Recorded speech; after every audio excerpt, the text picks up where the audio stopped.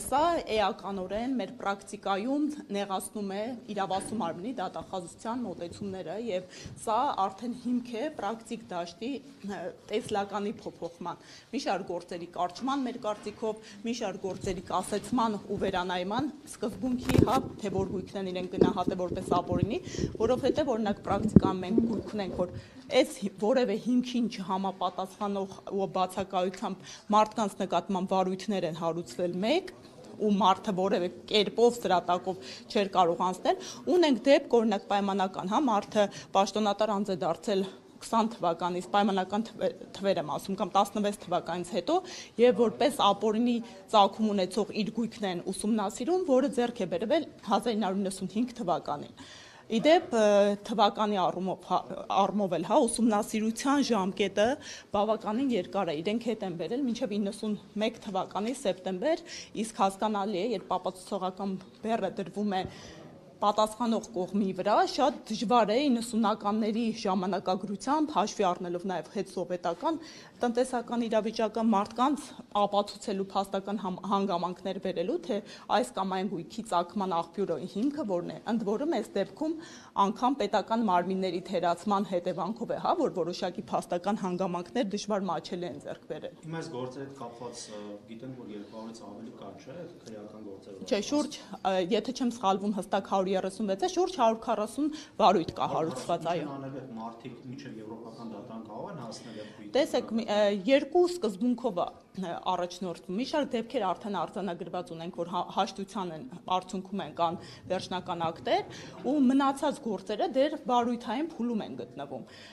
Մի էդ կհասնենք, եթե ոչ ցանկալի դատական ակտեր կայացվեն Հայաստանի Հանրապետությունում ու սպառվի ներպետական բոլոր միջոցները, մարդիկ բնականաբար հնարավորություն են ունենալու մարդու իրավունքները եվրոպական դատարանում բողոքարկելու արդյունքները ու ընդ որում ընդգծեմ, ինչի էր կարևոր սահմանադրական դատարանի որոշումը, որովհետև խոշոր գույքերի մասն է խոսքը գնում։ Եթե այդ գույքը մարդուց անձից բռնագանձում են սահմանադրական մարդու հիմնարար իրավունքների ոտնահարմամբ, դուք պատկերացնում եք հետագայում միեդի որոշումների արդյունքում, եթե արձանագրվի մարդու իրավունքի խախտումը,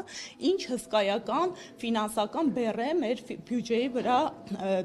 գալու։ Դրա այդ ու հատկապես հաշվի առնելով, որ արդեն ունենք եվրոպական դատարանի բավականին հարուստ նախանշած փորձ ապօրինի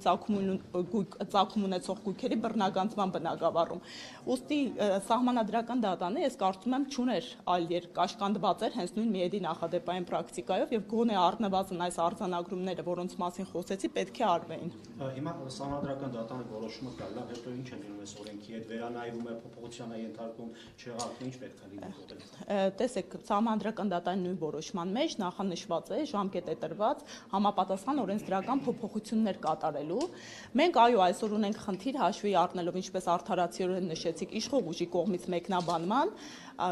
անկախ այն հանգամանքից, որ որոշման մեջ ինչու ոչ, խնդրահարույց ձևակերպումներ կան, սակայն որոշակի ձևակերպումներ, որոնց համահունչ պետք է արդեն վերանայվի իրավագիրար պրակտիկան։ Մենք այսօրվա համաժողովի նպատակը առաջին հերթին, այո, հենց մեր փաստաբանական իրավական համայնքի կողմից միասնական տեսլականի մոտեցումների ձևակերպումն ու ամրագրումն է, որովհետև մենք եւս ունենք խնդիր միասնական համաձայնեցված ձևակերպումներ տալու, ու ընդ որում ինչքանով որ պրակտիկա վարող փաստաբանական համայնքի ներկայացուցիչների հետ քննարկել ենք, բոլորը կիսում են նույնանման մեկնաբանումը։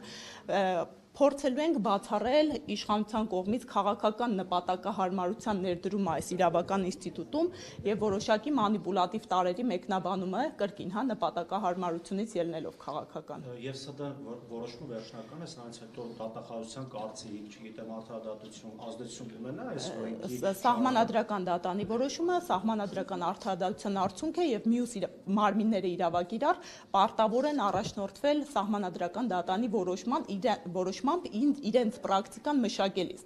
փողոքարկման ենթակա չէ եւ այլն եւ այլն։ Նույն դատախազությունը ու օրենսդիր մարմինը ըստ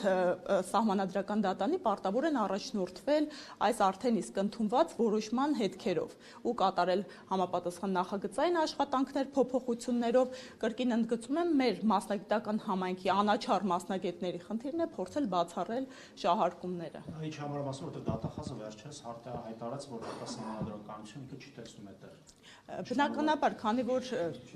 նորից ընդգծում եմ իրենց կողմից մշակված ներդրված ինստիտուտ եւ օրենք է,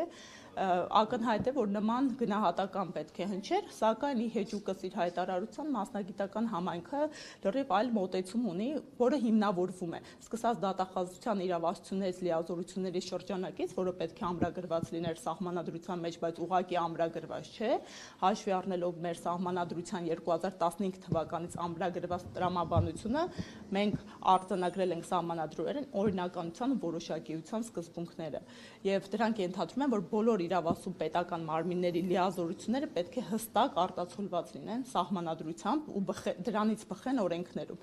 Այդ որոշակիությունը այստեղ խարխլված է ու վերջացված, ինչպես արդեն նշեցի, մարդու հիմնարար իրավունքներով։